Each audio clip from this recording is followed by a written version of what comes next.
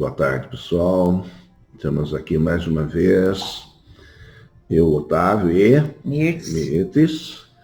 E hoje vamos trazer um tema bastante interessante que a gente escuta sempre, né? Em diversas religiões, católica, evangélica, e também na doutrina espírita. Uhum. É uma passagem bonita do Cristo, em que ele fala que devemos separar o joio do trigo. Você sabe o que é o joio, Mirtes? Eu sei. Não, a plantinha. Não a plantinha, né? A gente vai explicar. A gente vai tirar todas essas dúvidas, né? Sobre o joio e o trigo. Porque aí você vai ver como é bonito a comparação que o Cristo fez. Bom, Cristo, né? Dispensa uma hora de comentário. Verdade. A precisão, a clareza e a simplicidade da mensagem para explicar uma coisa tão importante. Ele tinha essa coisa maravilhosa de explicar com exemplos tão bonitos e didáticos as pessoas que naquela época tinham muita dificuldade para entender, né? Você imagina se hoje tem, imagina antigamente. Nossa, o negócio estava pegando fogo. Mas vamos lá, pode começar, Mirtes. O joio e o trigo. Em verdade, vos digo que o orgulho é semelhante ao joio, que abafa o bom grão. Aquele dentre vós que acredita valer mais que seu irmão, e disso se vangloria, é insensato. Sábio, porém, é o que trabalha por si mesmo, com a humildade em seu campo, sem se envaidecer de sua obra. Federação Espírita Brasileira. São Luís, né? Não. São Luís, por intermédio da senhorita do fax, né? Do fax? Do Fo, apresenta uma parábola sobre a importância da humildade em tudo o que semeamos. Publicada na Revista Espírita em maio de 1858, o texto traz os signos do joio e do trigo, sendo o primeiro uma referência ao orgulho presente nos homens. Entretanto, o joio crescia no campo do homem soberbo e sufocava o trigo, enquanto o dono se vangloriava de sua fecundidade, olhando com ar de piedade aos esforços silenciosos da humanidade. Qual o significado do joio e do trigo? Vamos lá. Joio significa coisa daninha, que surge entre as boas e tentam corromper. Então já estamos começando a entender e decifrar o significado de joio e de trigo. Aquela comparação que Jesus fez de uma forma bem simbólica, né? Para aqueles que conheciam a planta poder entender. Através dos seus exemplos, Jesus nessa parábola, narrada por Mateus, capítulo 13, versículo de 24 a 30, nos diz que um homem semeou boa semente no seu campo, mas enquanto os homens dormiam, veio o inimigo dele e semeou o joio no meio do trigo e retirou-se. O que podemos aprender com o joio e o trigo? Isso nos ensina a perseverar, mesmo quando confrontados com o mal, e nos lembra que a justiça final pertence a Deus. Por isso que muitas pessoas falam assim: quero fazer justiça com as minhas próprias mãos. Quem é você? Né? A justiça pertence a Deus. Cuidado, hein? Cuidado.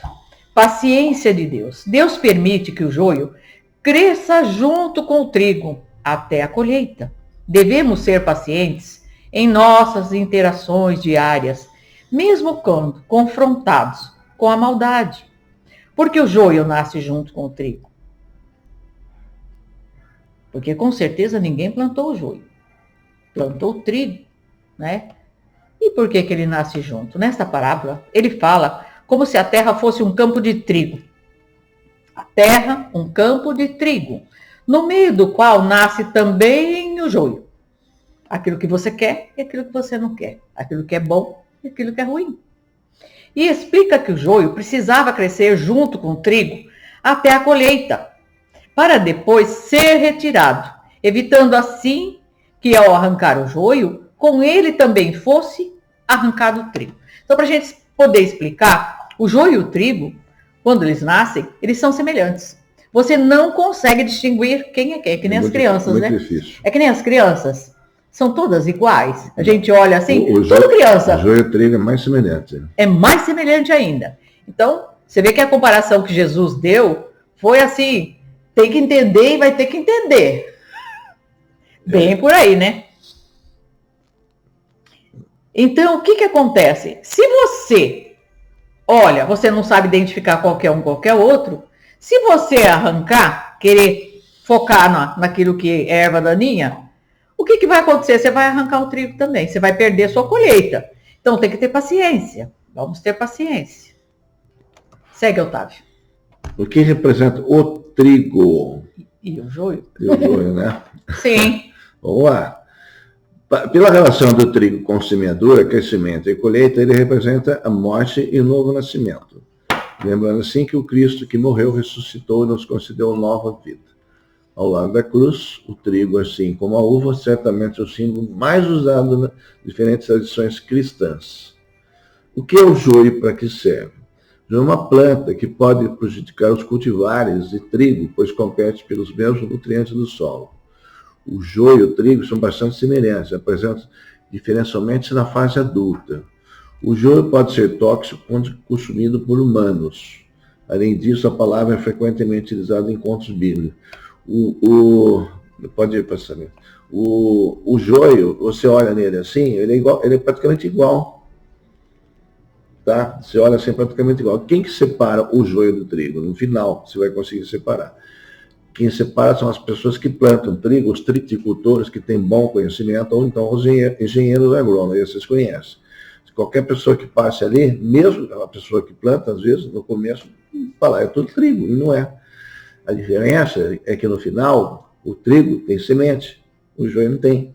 Ele é xoxo. Quando você pega e faz assim na mão, ele esfarela. O trigo revela o grão. Isso. E o joio vira nada. Vira um fragmento. Some. Fragmento. Ele não tem semente. Não tem semente. Ele é uma erva não tem daninha, utilidade nenhuma. É uma praga. É uma invasora, é isso aí. Exatamente. E ele compete por nutriente e diminui a produtividade dos campos de trigo.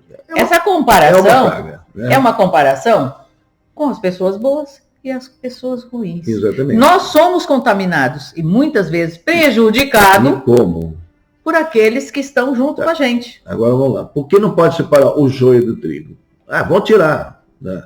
Separar o joio do trigo é uma preocupação constante do agronegócio. Não é que eles não querem, eles querem sim. É também um ensinamento de conhecida parábola de Jesus. Separar férteis sementes de ervas daninhas é um desafio humano que invade a vida de cada um. 2 e 10 são férteis sementes, trigo. O significado de joio é o quê? O que pode prejudicar ou corromper aqueles que o cercam. É preciso separar o joio do trigo. Isso é importante. Designação comum às plantas do gênero Lolium, da família das gramíneas. É a mesma família do trigo, é gramínea, cujas espécies são conhecidas pelos frutos infestados por fungos que inclusive prejudicam também as plantações. Ele também leva fungo. É uma desgraça. É uma praga, né? É uma praga. E como Jesus vai separar o joio do trigo, né? A gente separa no final, o homem consegue separar no final. Tá? Agora Jesus, como é que ele separaria? Os servos do dono do campo perguntaram de onde vinha e se deveria arrancar o joio. Mas o Senhor disse que para esperar até a colheita, para que não arrancasse o trigo junto com o joio. Por quê? Porque eles são muito iguais. Você vai separar o joio, esse aqui é joio, e acaba arrancando o trigo, achando que é joio. Tem que esperar até o final, tem que ter paciência. Assim, no fim da colheita, ele daria ordem para os trabalhadores separar o trigo nos celeiros e queimarem o joio, tá?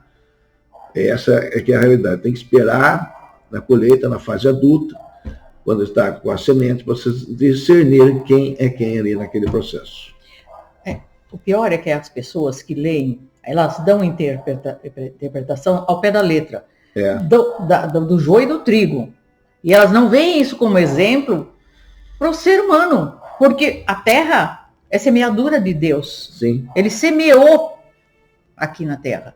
Nós somos as sementes a ser germinada do Pai. É isso que está dizendo o joio e o trigo. Vamos mais adiante para a gente poder entender. Olha lá.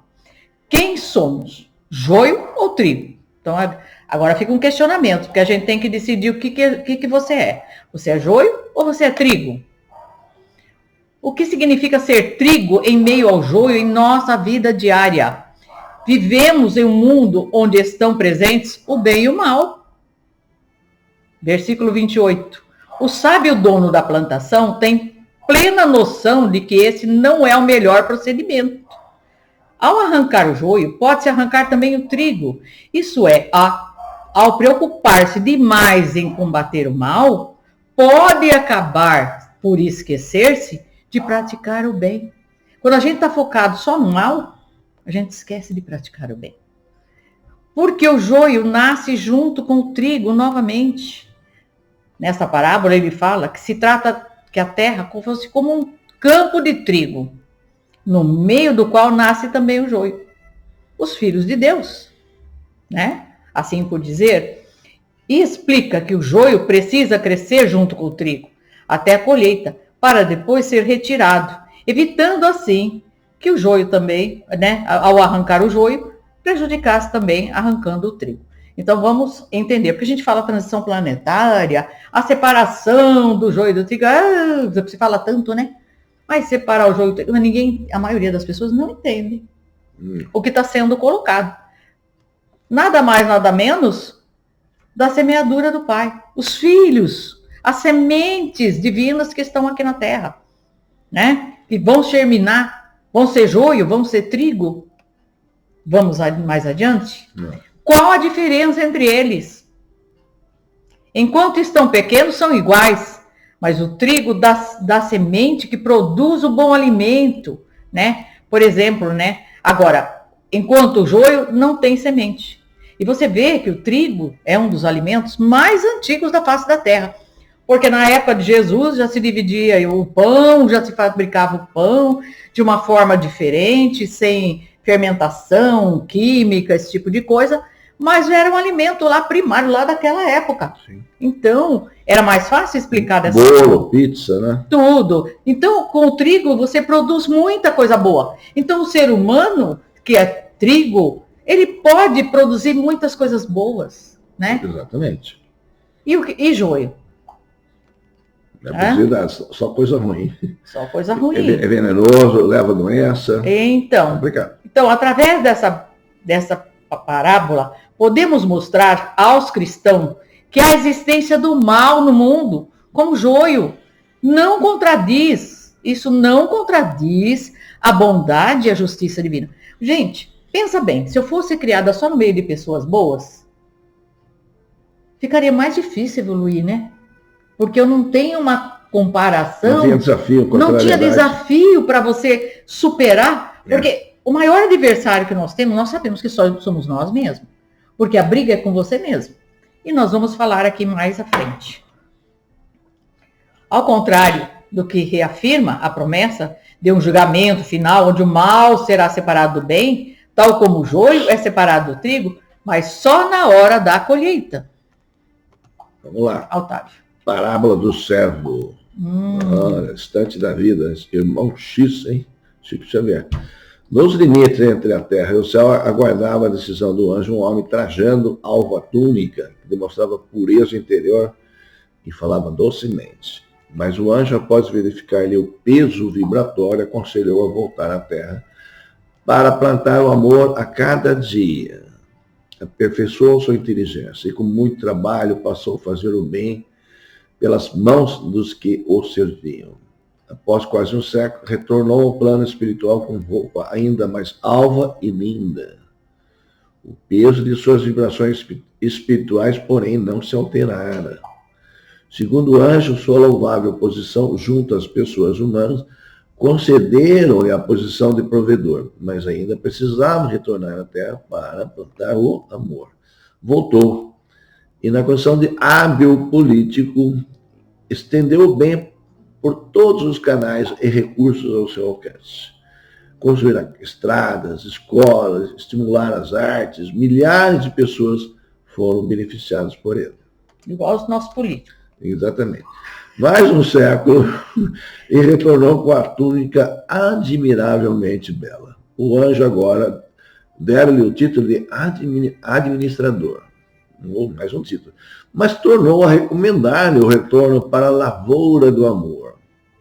E tornou a vida física, e com o principal objetivo de fazer o bem, enriqueceu-se de cabedais transitórias, distribuiu benefícios, socorrendo e consolando pelas mãos de seus empregados. Abençoado por muitos, retornou quase um século depois à vida espiritual. Agora, disse-lhe o anjo, adquiriste o galardão de benfeitor. Volta à terra e semeia o amor. Como é difícil evoluir, hein? Complicado. Complicado. Não vão desistir. Novamente voltou à terra e agora Deus, preocupado de qualquer proteção a si mesmo, colocou as mãos próprias no serviço aos seus semelhantes. E servindo com abnegação e devotamento, exemplificou o bem puro. Muitas vezes, em troca do bem que fazia, recebeu o pagamento da ingratidão e da calúnia. Nossa. Retornou à vida espiritual como se fora um mendigo. Já não tinha mais a túnica, a beleza, sumiu tudo. Não tinha mais nada, tinha mais título, não era administrador, não era mais nada. Ai de mim, soluçou junto ao anjo. Se das outras vezes nada consegui, que será de mim agora? Mas ao ser pesado na balança das vibrações espirituais, com maravilhosa surpresa, verificou-se uma sublime leveza. Olha. Bem-aventurado és, meu irmão, conquistaste o título de servo. Podes atravessar a porta da vida superior. Como por encanto surgiu vestido uma túnica de estrelas e, obedecendo ao apelo íntimo, elevou-se à glória do firmamento coroado de luz. Vive-se na Terra o momento da grande transição do mundo e de provas e expiações para o mundo de regeneração. No entanto, enquanto na Terra correr uma gota de sangue humano, derramado pela mão dos homens, o verdadeiro reino de Deus ainda não terá implantado aí reino de paz e de amor, que há de banir para sempre do vosso planeta a violência, a discórdia e a guerra. Como toda a história de Jesus, que Jesus contava, era repleta de alegorias, necessárias ao entendimento do povo da sua época. Essa também representa elementos que precisam ser traduzidos, por assim dizer.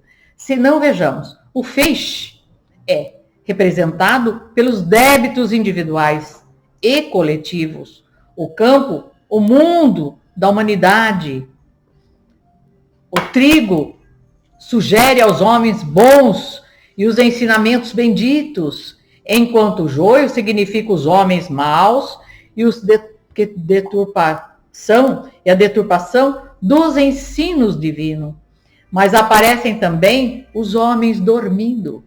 Tem aquele que nem é joio e nem é trigo e nem é nada, para dizer o português bem claro, né? Vamos dizer assim, os dormindo, né? Representado pelo desinteresse em relação à palavra de excelso amigo e inconsciência do espírito que dorme diante da vida espiritual.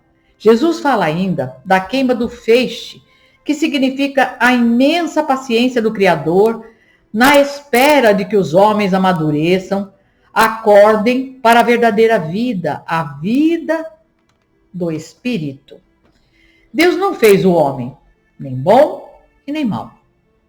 Criou-o simples e ignorante de suas leis, mas depositou a sua consciência a semente da evolução para, na estação propícia, ela germinasse. Foram necessários milênios incontáveis para que a posse do livre-arbítrio, este homem tivera a possibilidade de escolher entre fazer o bem e fazer o mal. Então, vamos lá, o joio e o trigo.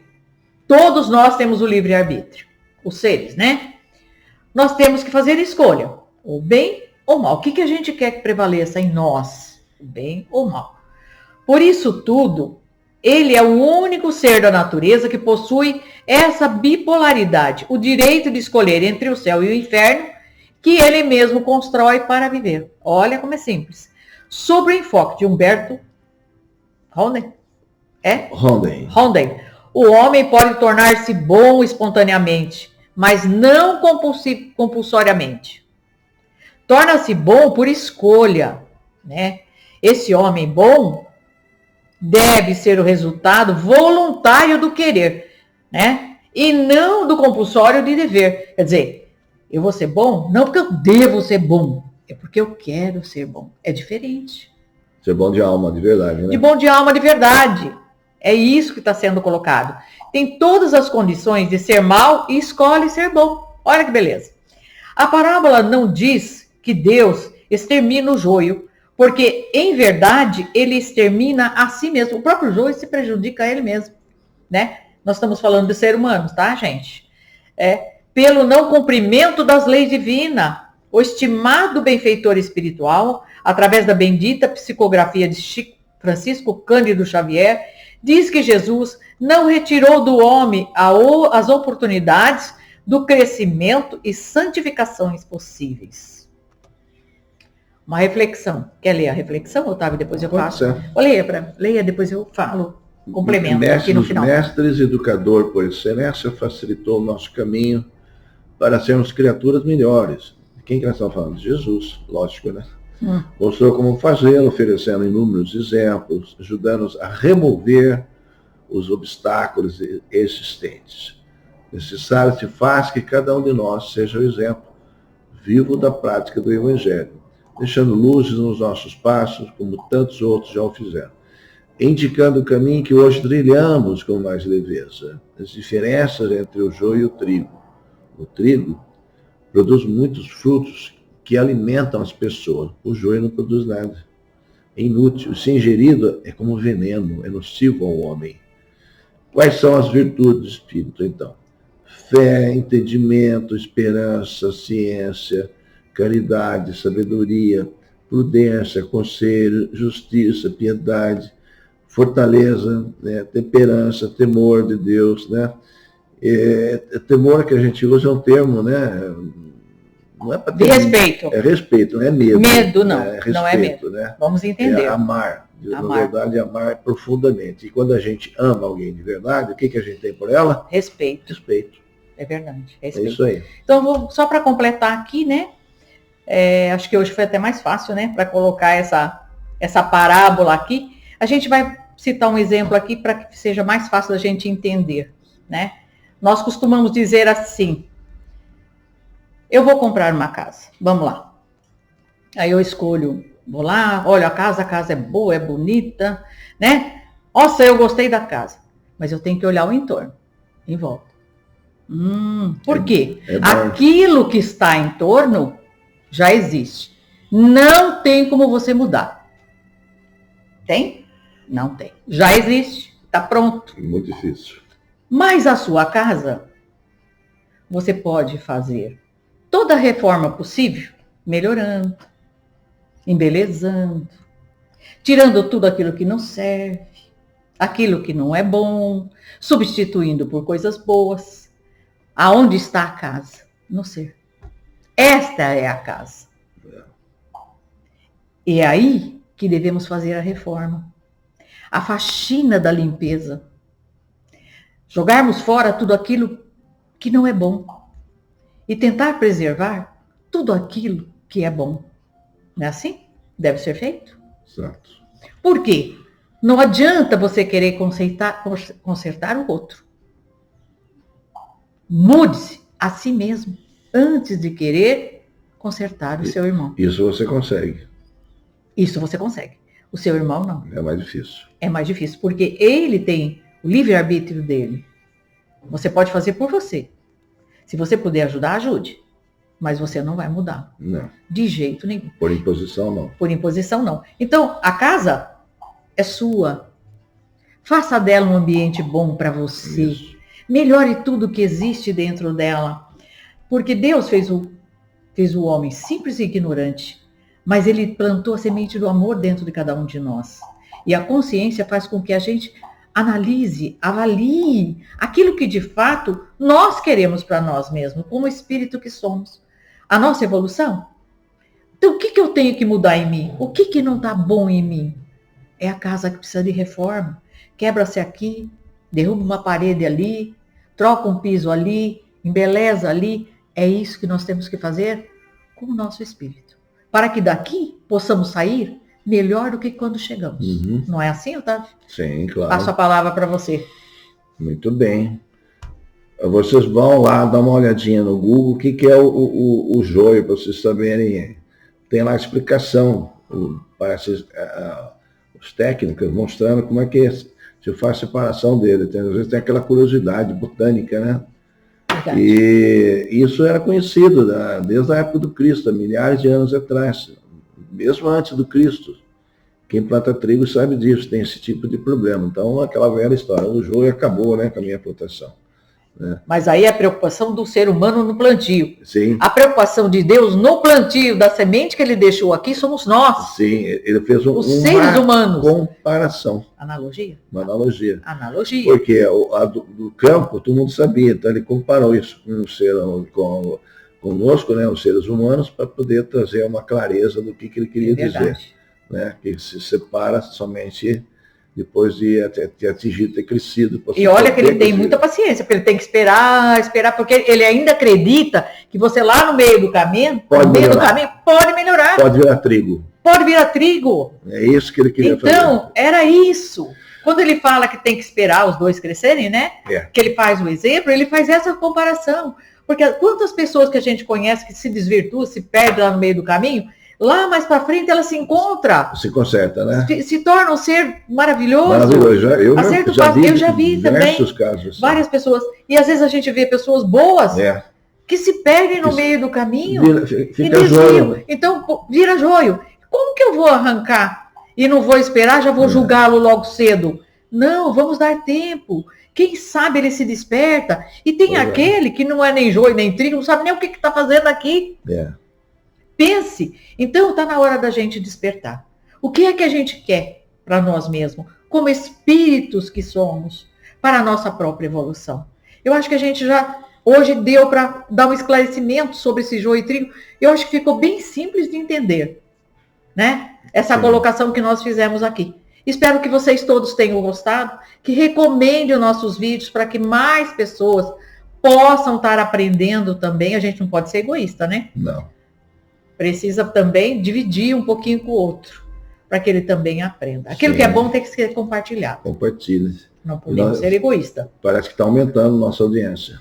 Com fé em Deus, né? A gente vai melhorando. Devagarzinho chega lá. A gente está fazendo um trabalho com amor, não? E a gente faz assim, esperando que a nossa palavra chega e que ensine alguém alguma coisa. Eu já ouvi alguns relatos de algumas pessoas, nossa, era tão difícil entender espiritualidade, mas do jeito que você coloca, que vocês colocam, fica muito mais simples a gente entender. Nossa, que bom, quer dizer que o trabalho está surtindo efeito. E isso é importante. Está atingindo o objetivo. O objetivo dele é esse, a gente levar a palavra para as pessoas que queiram aprender, né, de uma forma simples e clara. Bom. Tem spoiler? Qual é o spoiler da semana que vem, Otávio? Esse spoiler é seu. É meu? É. Nossa, passaram a bola para mim. Mas você sabe, eu também sei. Mas é bola mesmo. É bola mesmo, eu passei a bola bem passada. É a bola, é a formação dos mundos. A formação, como Deus construiu os mundos. E da Terra. Vocês nunca tiveram curiosidade? É tudo cheio de bolinhas lá em cima. Então, mas como que tudo isso aconteceu? A criação dos mundos. Vamos entender na visão espírita. Na visão espírita. Que é uma visão muito bonita, muito esclarecedora. É verdade. E que não briga com a ciência. Exatamente. Só soma. Só soma. É isso aí. Bom final de semana para vocês. Que Deus abençoe muito a família de todos vocês. E semana que vem estaremos aqui novamente para mais um estudo e mais uma oportunidade de aprendizado. Paz e bem a todos.